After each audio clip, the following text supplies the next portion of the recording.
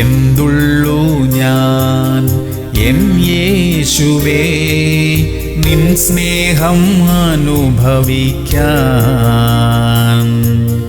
നിൻ കാരുണ്യം ഈ പാപിയെന്നിൽ അളവില്ലാതേകിയല്ലോ.